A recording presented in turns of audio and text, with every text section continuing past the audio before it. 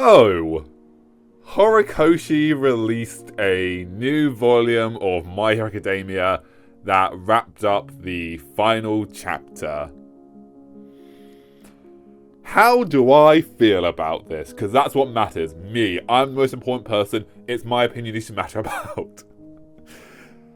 I love this. I absolutely adore the new volume. I think it is the best closure we could have to My Hero Academia.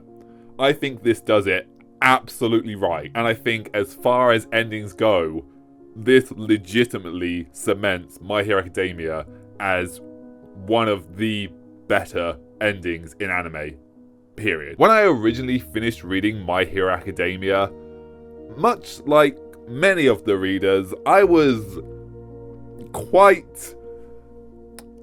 I still don't know the word. Not disappointed, but underwhelmed.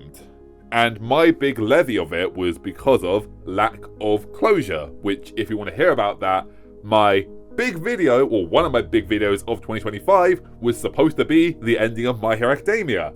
But then Horikoshi went and released this volume, which meant, hey, that video is now completely inaccurate. So I kind of just released it. It's available, I think. Have I released the video, or is it released next week? I think I'm releasing it first, and then this video a week later. Right? There'll be another My Hero Academia video soon. Falling. But something. The original ending isn't good. It's a fitting ending, but the lack of closure with the ending is why it felt so underwhelming. I feel like the ending of the original story was a perfect place for the story to go, but the way it was conveyed wasn't. And all of that, as I said, was summed up in 3 words: lack of closure. What's really crazy about this is the final volume wrapped up in August, which is just crazy. That was only 4 months ago, and wow, a lot has changed in that time. But let's actually talk about the epilogue and what this additional scene brought to the story, and just how much it improved the overall ending of the story. So much of it can once again be summed up in those 3 words, which is lack of closure. This epilogue had so much closure. I am so glad we got the closure we did. We saw the growth, we saw where the characters went, we saw where their life is, we saw the discussion of how the world was now, and we saw the characters as who they were and their lives beyond the school. We got closure! And that's awesome! We got to hear about what the impact of Class 1A's actions on the world have been, and how the world has changed because of their actions. We get closure on Oraviti's quirk counselling program, and the discussion as we see actual students in the program, and the discussion of how we can push these students towards these pathways to help them and not be ostracized. We learn about how Deku still wants to be a hero and is still a part-time hero, but chooses the path of being a teacher because he understands that is the role of a true hero in society, and that going down the route of being a teacher allows him to be the hero he wants to be and save lives, while also still being a hero and actually saving lives on the sideline, but the main job is him being a teacher, and we get an expanse on that. As well as a discussion around the fact that, yes, in this new age of peace, or the new age of heroes, heroes will not be needed eventually, and the gradual decline of their needed job until they are no longer needed in society. That is such a cool concept to talk about. On top of which, we have Shoto talking about the fact that, hey, being a hero isn't everything, and why am I getting emotional about this? It's the discussion of, okay, this is a whole thing, but I feel like the idea of being a hero can so easily be correlated to the idea of wanting to be a YouTuber, social media influencer, person of note on the internet. And that's a whole other subject. That'll be a video on its own. Trust me, my brain is, the cogs are going crazy. They are working overtime. I might start seeing steam coming out my ear as I continue to talk, because brain words forming, brain not good, focusing on other subject right now. Trying to stay focused on video though, for you guys. But the actual correlation of the fact of realizing that you work all this time to be a hero, and then you realize that my life isn't just being a hero, it's being me and having my life as well as being a hero, which is so true. So many YouTubers, and brain, don't focus on that right now. But Shoto's realization of he can live his life while also still being a hero, and it's important to... God, this is so situational and relatable to YouTube. God damn it. But yes, as a hero, it's important to have a life beyond just falling over, beyond being a hero, and actually have a life where you get to live and are happy living your life. And that is addressed in this epilogue, and people need to hear that.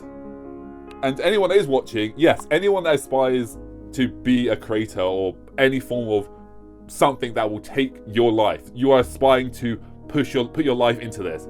Make sure you still have your life afterwards.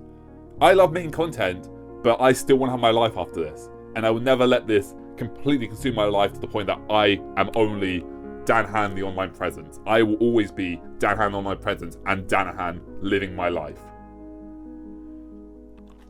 Sorry, it really does hit home. What's really interesting is Bakugo mentions the return of Edgeshot, which is the hero that patched up his heart. And I think this is a really interesting discussion subject because, to my knowledge and the way I perceived the story, and I'm sure many had, he died in saving Bakugo. And the fact that he's still alive is something that should be explored. Like, hey, you said you're going to die if you did this, and you're alive? Okay, cool.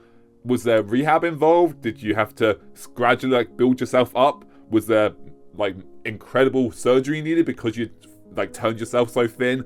It's such a cool concept, and it's cool that he's alive, but it does raise many questions. But finally, let's talk about some relationships, shall we? I absolutely love the Jiro Kaminari relationship reveal. I love the fact that no, they are not dating. They are just people who love each other. And that is so cool. So often in media, we have this thing of it's either they're friends or they're lovers. And there's another part in the middle that so many series don't do, and shippers sometimes do a disservice to by going, nah, it's not metaphorical, it's totally real. But the fact that, what's the right terminology? It's not agape. Is it agape? Yeah, eros is love, agape is love for one another. So yeah, it's the fact that Kaminari and Jiro do love each other, but it is in a loving friend manner, where they have a deep love for each other and care about each other, but there's no sexual intent behind it. They are not romantically interested in each other. They are just people who love each other. And that is so rare to be explored in series where, who knows, maybe they did try a relationship and realized, nope, we just love each other, but you don't want to be in a relationship. Who knows? That is their story, but it's the fact that it actually addresses the fact of just I'm talking too fast, I get too excited. It's the fact that they address the fact that, yes, they do love each other, but they are not in love with each other. And that's so cool. We don't get enough discussions of that in anime where it's just, here is a platonic love for each other. And in most cases, when we do get that, shippers nah, they're totally loving each other. They're totally in a relationship. It's not just on the surface. They're not going to say they're together, but they totally are. They totally are. The artist said they're not. They totally are. They totally are. Ignore what the artist said. Ignore what the writer, the person who made this said. We shippers, we know what's up. That's the way too common. But we also get a form of closure on the Bakugo-Deku relationship. And I love this relationship. I think Bakugo and Deku are... They're not lovers. Let's make that clear. They're not lovers, but the relationship they have together is beautiful.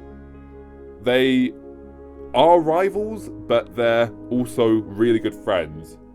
And the fact that we have seen that growth from the start of the series where Bakugo has grown from the person he was, as well as Deku grown from the person he was, and they have come together to be who they are, and their relationship is where it is now after all the rocky roads.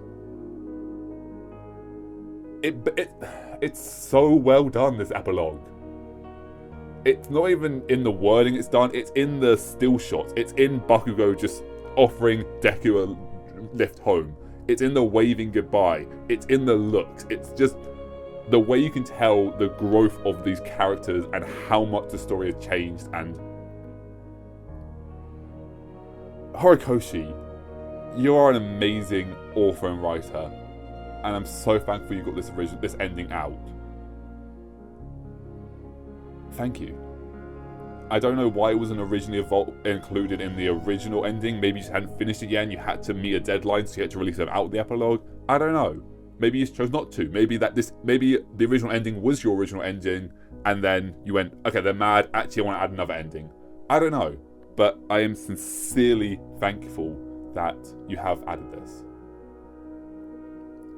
On top of which, there is the Aravati-Deku relationship, which the series almost all but confirms that, yes, they're not together, but they are gonna be together.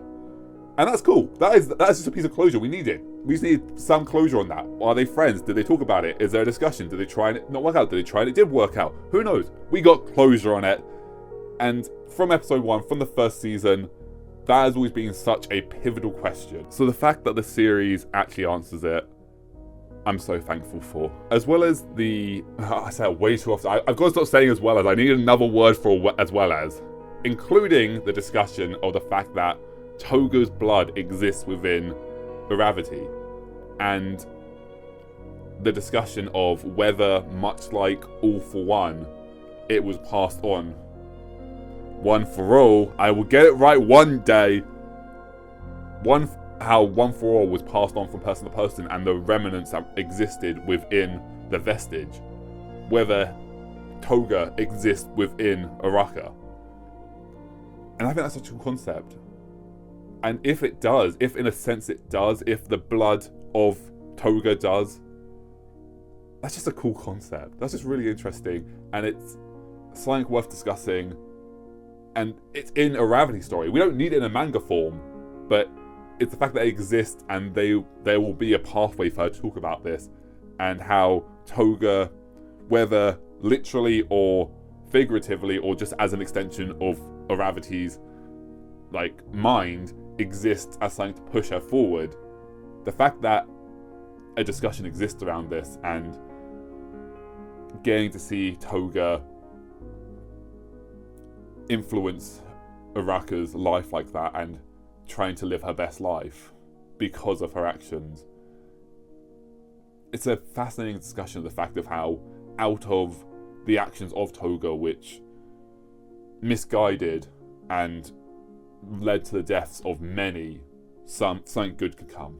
Out of the worst case scenario, still something good could come that will blossom and grow throughout the generations, that will be better than any of the bad things Toga did.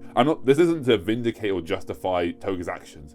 They were wrong, and they were misguided, and she needed the help she didn't get, unfortunately.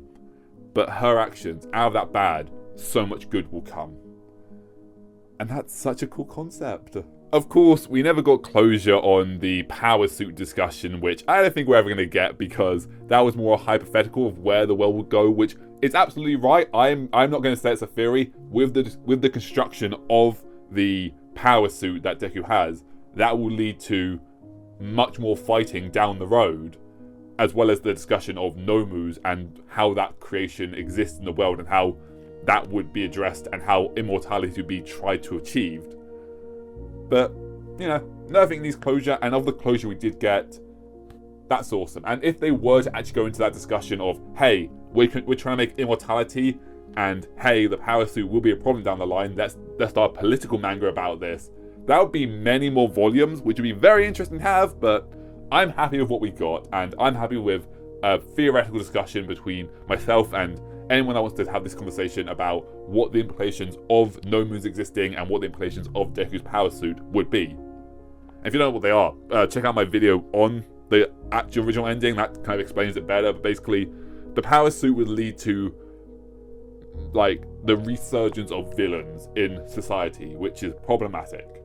Out of the good, a lot more bad will come, and out of the bad, a lot more good came. Interesting, isn't it? I just think this was awesome. I really do. I don't really have any notes. There's something negative to say about this. This was a really good ending that wrapped everything up in a nice, clean bow and left the world to be like, okay, there's more story to be told here, but I'm not going to tell it. But here is the roadblock to answer the questions you have asked, and it's up to you to interpret where the series goes. Because that's what it is. Horikoshi has given us enough pieces of the puzzle to be able to come up with our own headcanon. Whereas with the original ending, he just didn't give us a puzzle piece at all. He was like, here's the ending. You want to make ideas about it? How it ends? You don't have enough information, but you can if you want. Whereas this one, I just love it. I really do. I legitimately believe that this ending cements My Hero Academia as one of the best stories of recent years. And after, 8 years? Nearly a decade? I'm looking so excited and so much forward. That was words. My brain's still trying to do the other video in my head. I'm so looking forward to seeing this in animated form. And I'm going to say right now, I'm going to bawl my eyes out. I guarantee it. I might even... It's kind of cheap, but I kind of want to do a reaction to the final episode and the epilogue because I think it'll be very interesting to see my actual reaction in that situation. I'm not going to do a reaction video for everything. I'm doing it for B-Stars because that is something I legitimately have commentary on and I'm very interested in. And of the videos I have ever done reaction videos on is because I am legitimately interested. I'm not just going to be like, let's watch One Piece episode 406 and react to it.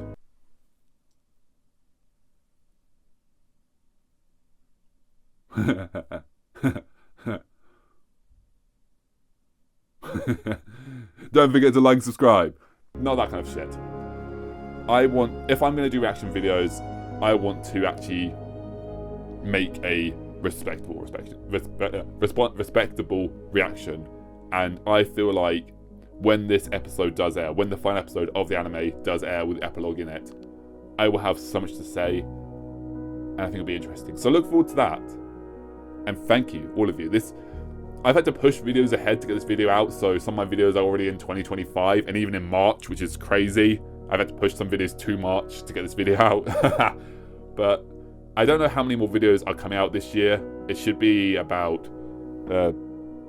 1, 2, 3, 4, 5, 6, 7. About 7 more videos this year. And so this isn't the last video of the year, but I want to say this in most of my videos in December, which is thank you so much for watching. The channel has grown from 0 this year, and it's growing so well. The views are amazing. You guys subscribing is every day there's more. Every day the number's going up. Every day the view count's going up. People are sharing and liking videos, which is crazy. Like, it makes sense. That's what you do on YouTube, but the fact of actually seeing them on my videos, like, this week, 26 people shared your videos. Like, sorry, what? People are sharing my video? Sorry, I'm going to go on a whole thing there, I guess. But, yeah, I just want to, like, say that I am so thankful. And genuinely. And, I don't know. It's a slow climb, but we are climbing up the mountain. And who knows where we'll be a year from now. And I'm so excited to see. And I'm so thankful for all of you that have watched. And thank you all so much for watching. You mean so much to me, and more than I can put into words. And I hope my content can entertain you. I hope I can give a fraction of what you've given me back. So thank you for watching. Let me know what you think. Let's no more sappy, no chick flick moments. Let me know what you think about My Hero Academia. What do you think of the ending? Because this ending, I think, is one of the best endings, and I want to have a discussion on this. That is the tagline of the channel, to start a discussion on all things anime, manga, and otaku related. So let's start a discussion, because this ending is so good, and I need people to talk about it with. I want to I want to talk to people about this, and this community. If you're watching this video, you care about My Hero Academia, so I always push into My Hero Academia. I always push into one word: My Hero Academia. My Hero almonds. Where am I going with this? Thank you. Whole sappy moment, brain rot moment. Thank you for watching. Let me know what you think. And if you want to share this video, sure. It'll be like, wow, someone actually shared the video. That's crazy. And yeah, thank you. Sincerely. Thanks.